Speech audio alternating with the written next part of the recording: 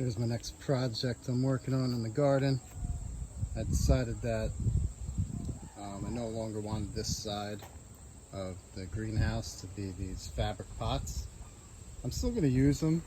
This is the first year I used them, and they did pretty well with my tomatoes, but I had them in contact with the ground, and I knew if I left them there much longer that they would just rot through the bottom. They held up pretty well for one season, but if I push it any longer, they're just going to rot. Same with over here. You know, I had them touching the ground, and as you can see, that's what happens, and things start eating away at them. The roots start growing through them.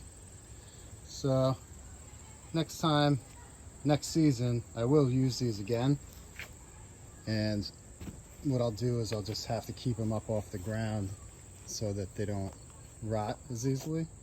I was able to fit 2 indeterminate tomato plants successfully in each one of these, and these are 15-gallon size pots, and they did pretty well.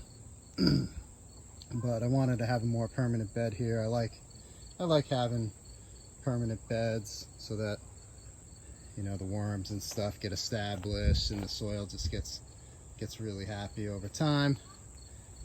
I got to get some more stone for the back wall of this bed here. I ran out pretty much for now, and you know, Home Depot, they have some stones kind of like this one for like $1.50. I might go pick up like 10 of them because I don't have any straight logs or anything else in the property right now that I could use as a back wall. But yeah, looking good. And then I just want to empty these out. I'm going to take all the soil from these fabric pots that I use, and I'm just going to dump it in here, and these will be my new beds.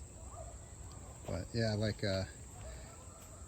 the way this greenhouse worked out for me this year with the tomatoes. They're starting to wind down, and I'm ripping them up, and I think I'm going to grow some nice winter vegetables in here. I got some transplants started inside, some kale and some mustard greens and some chard and some bok choy.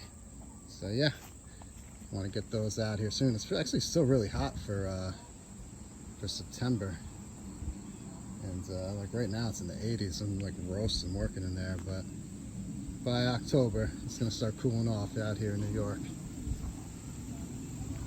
And yeah, gonna be doing some rearranging in the garden, and I'll keep you posted, guys. Thanks for the support.